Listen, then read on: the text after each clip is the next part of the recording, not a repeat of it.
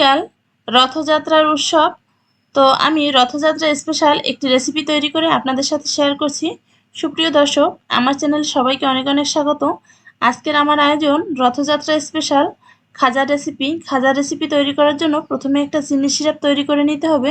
সেজন্য চুলায় তাপ দিয়ে একটা কড়াই বসিয়ে দিয়েছি এবং 1 কাপ চিনি দিয়ে দিয়েছি সেখানে, এবং সমপরিমাণ জল দিয়ে জাল করে নেব। আর সুগন্ধির জন্য 3টা এলাচ ফাটিয়ে দিয়ে দেব। এটা থেকে একটা মোটা সিরাপ তৈরি করতে হবে। খাজার বাহিরের যে জিনিস লেয়ারটা, সেটা তৈরি করার জন্য এটা তৈরি করব। আর একটা বলে আমি 1.5 কাপ ময়দা নিয়ে নিচ্ছি।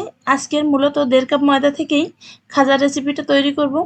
ময়দা দিয়ে দিচ্ছি সামান্য পরিমাণ লবণ, আপনারা চাইলে এটা স্কিপ করতে পারেন। একটু চিনি দিয়ে দিচ্ছি 1 চামচ মতন, এবং পরিমাণ মতন ঘি দিয়ে দিতে হবে। এটা আপনারা সাদা তেলে করতে চাইলে করতে পারবেন, কিন্তু ঘি দিয়ে করলে বেশি স্বাদ হয় বলে আমি ঘি দিয়ে দিলাম। এটাকে ভালোভাবে মিশিয়ে নিতে হবে। এমনভাবে ঘির পরিমাণ দিতে হবে যাতে ময়দা মাখানোর পরে ময়দাটা দলা পেকে যায়। এই যে দেখুন, মুষ্টি পেকে যাচ্ছে, এরকম পরিমাণ ঘি দিতে হবে। এরপর নর্মাল টেম্পারেচারে পানি দিয়ে একটা ডো তৈরি করতে হবে। আমরা দৈনিক যে রুটি খাই, সেই রুটির যে ডো তৈরি করি তার থেকে একটু শক্ত হতে হবে এই ডোটা। সেজন্য আমি একসাথে সমস্ত পানি দিয়ে দিচ্ছি না, একটু একটু পানি দিচ্ছি আর ডোটা মাখিয়ে নিচ্ছি। দেখুন আমার ডোটা সম্পূর্ণ মাখা হয়ে গিয়েছে। এই যে ভালোভাবে একটু মথে নিতে হবে, এবং এর থেকে খুব পাতলা পাতলা করে কয়েকটা রুটি বেলে নিতে হবে।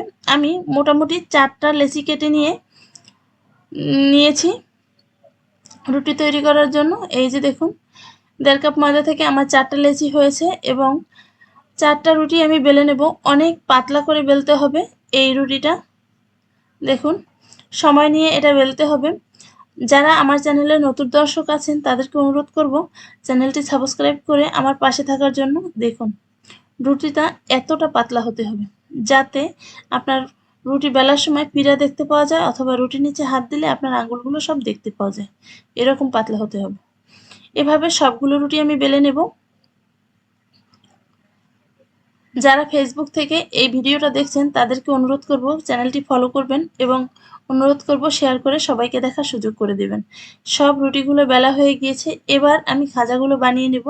প্রথমে একটা রুটি দিয়ে দিচ্ছি, তার উপরে সয়াবিন তেলে দিয়ে দিচ্ছি ব্রাশ করে।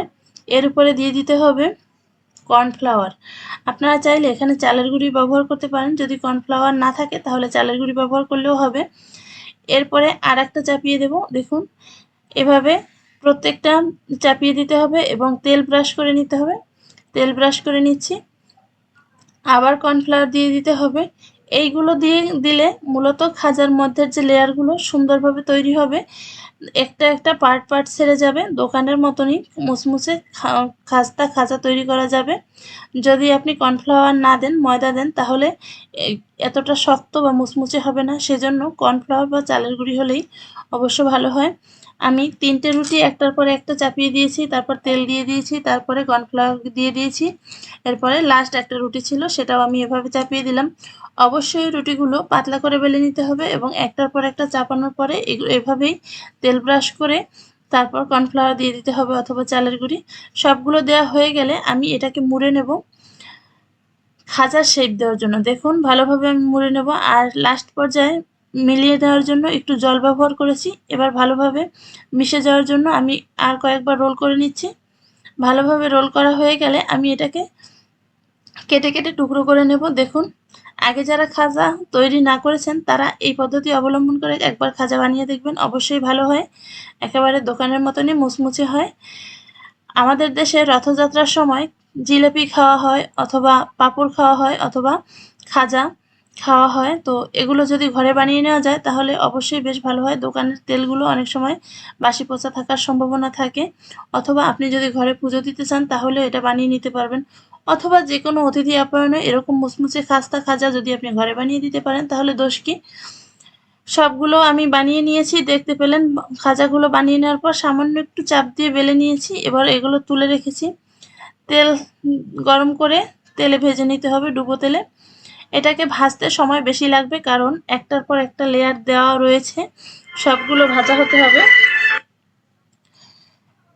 এই যে সবগুলো আমি উল্টে পাল্টে সময় নিয়ে মিডিয়াম টু লো হিটে এটাকে ভাজতে হবে। অনেক সময় নিয়ে লাল লাল করে ভেজে নিয়েছি যাতে ভিতরটা পর্যন্ত কুক হয়।